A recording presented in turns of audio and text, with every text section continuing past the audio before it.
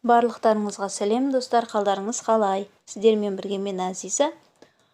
Мен бүгін сіздерменен жұп-жұмсақ пончикидің рецептімен бөліспекшімін. Видео ұнаса соңында лайк басып, комментарий жазып, каналға подписаться етіп кетуді ұмытпаңыздар. Толық құрамды описание бөлімінде жазып қалдырамын. Сүтімізге, жылы сүтімізге 1 шай қасық дрожжды қостым, жарты шай қасық тұз, қант, ерітілген сары май, 1 жұмыртқа,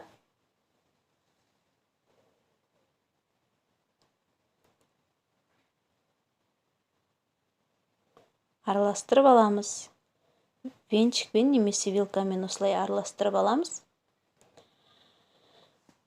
Тұзымызды, қантымызды ерігенше араластырамыз. Сосын ақырындап отырып, өте жұп-жұмсақ қамыр илейміз.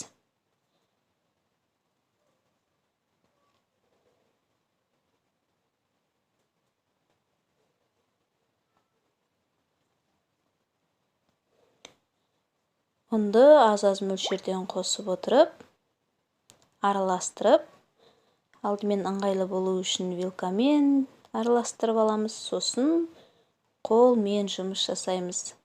Жұмсақ, әдемі қамыр илеп шығаруымыз қажет.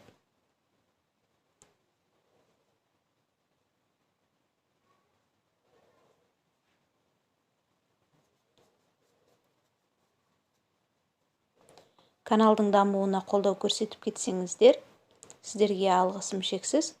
Ол үшін каналға подписаться етіп, колокольчикті басып қоюды ұмытпаңыздар. Келесідегі оңай әрі пайдалы рецепті өткізіп алмау үшін.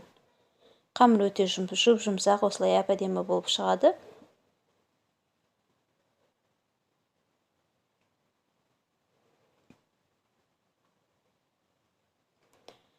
Жылы жерге бетін жауып, 15-20 минутқа қойып қоямыз.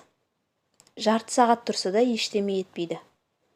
Қамырымыз көтерілді, 2 есе көлемінде әдемі болып көтерілуі керек. Қамырымыз көтерілді, жұмсақ әдемі болып тұр.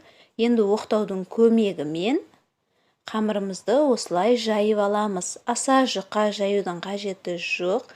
1 сантиметр қалыңдықта етіп жаямыз. Сосын кез келген домалақ формочкаменен қамырларымызды осылай кесіп шығамыз.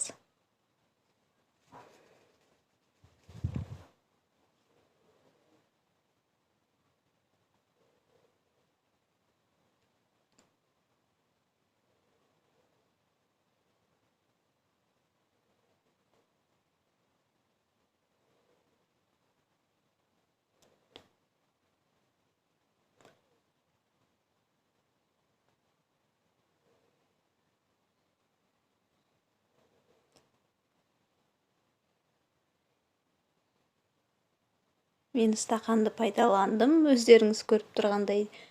Сіздерде егер домалақ формалар болса, темір формалар, сонымен кесіп шықсаңыздар болады. Артық қамырын алып тастаймыз. Және де осы домалақ қамырларымыздың ортасынан тағы да кішкентай домалақ жасап шығу керек болады. Ол үшін күлмеңіздер. Мен өзімде қолымдағы бар затты пайдаландым. Мынандай баклажканың қақпағын қолдандым. Осылай тесікше жасап шығамыз. Сосын бүкілін осылай формаға келтіріп алған соң, қамырымыздың бетін жауып, тағы да бір көтерілу, кішкене ғана көтерілу үшін 10 минут, 15 минут күтсек артық етпейді.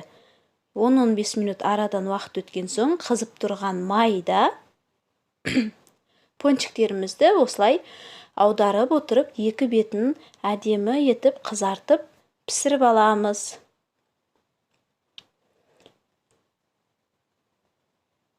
Майдың астына ақырын қоюдың қажет жоқ. Мен орташа қатты қызып тұрған майда орташа отта пісіріп алдым. Өте тез дайын болады. Жұмсақ әрі дәмді пончиктарымыз дайын. Мен бетіне шоколадты ерітіп сәндей салдым. Сіздер сахарный пудрамен сәндесеңіздер де болады. Сіздер де жасап көріңіздер осы рецепт бойынша. Жұмсақ, әдемі, дәмді болып шығады. Рецепт сіздерге де ұнайды деген ойдамын. Астарыңыз дәмді болсын.